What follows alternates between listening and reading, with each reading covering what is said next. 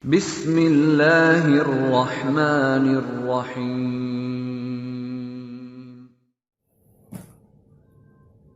Bismillahirrahmanirrahim. Assalamualaikum warahmatullahi wabarakatuh.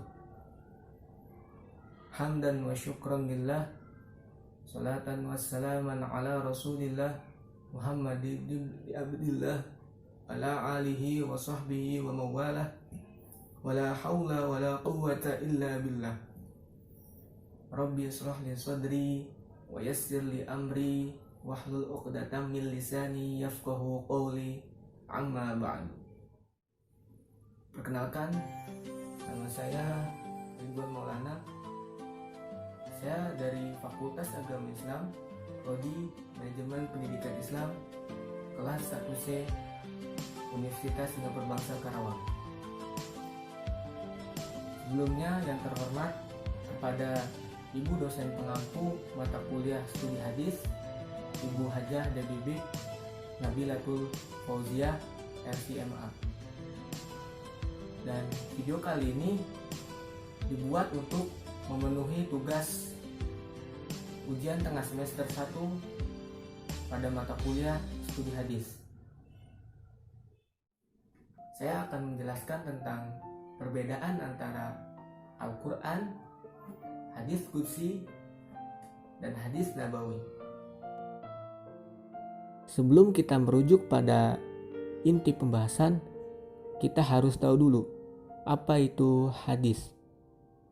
Hadis disebut juga sunnah. Secara istilah, hadis adalah sesuatu yang dilakukan oleh Nabi Muhammad SAW baik secara perkataan, perbuatan, ataupun persetujuan. Al-Quran dan hadis qudsi jelaslah berbeda. Al-Quran merupakan kalamullah ataupun perkataan Allah yang diturunkan baik makna ataupun lafaznya berasal mutlak dari Allah Subhanahu wa ta'ala. Sedangkan hadis qudsi, apa itu hadis qudsi? Hadis qudsi adalah makna min indillah wa lafzun min indi rasulillah. Maksudnya ialah makna atau isinya berasal dari Allah Subhanahu wa ta'ala, tetapi lafaz atau redaksinya berasal dari Rasulullah Shallallahu alaihi wasallam.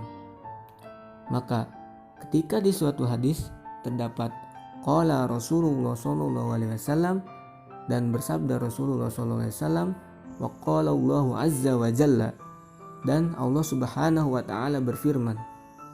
Maksudnya ialah lafaz atau redaksinya disampaikan oleh Rasulullah SAW, sedangkan makna dan isinya disampaikan oleh Allah Subhanahu wa ta'ala.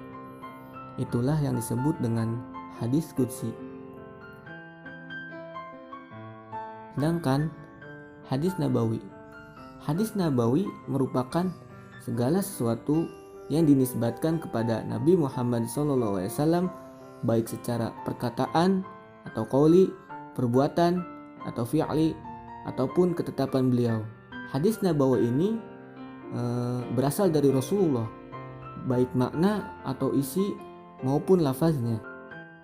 Al-Quran diturunkan melalui perantara malaikat Jibril alaihissalam, kemudian diwahyukan kepada Rasulullah SAW, yang kemudian disampaikan kepada umat manusia. Sedangkan hadis qudsi disampaikan melalui ilham atau mimpi yang melalui Rasulullah SAW. Berbeda pula dengan hadis nabawi. Hadis nabawi diriwayatkan ketika berasal dari ijtihad Nabi Muhammad SAW dalam menyelesaikan suatu permasalahan ketika masa itu. Dan Al-Quran akan mendapatkan pahala bagi para pembacanya. Satu huruf dari ayat Al-Quran maka akan mendatangkan 10 kebaikan. Ketika kita misalkan membaca Alif Lam Mim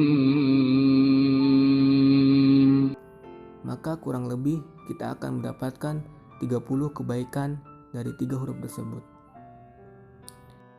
Tapi berbeda bagi hadis.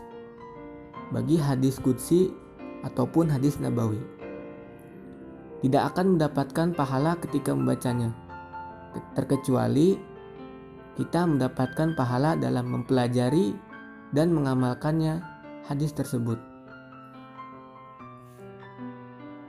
Mungkin cukup sekian yang dapat saya sampaikan.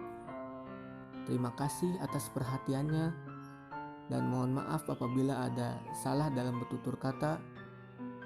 Kebenaran datangnya dari Allah Subhanahu wa Ta'ala dan kesalahan datang dari saya pribadi. Unzur ma qala wala tanzur man qala.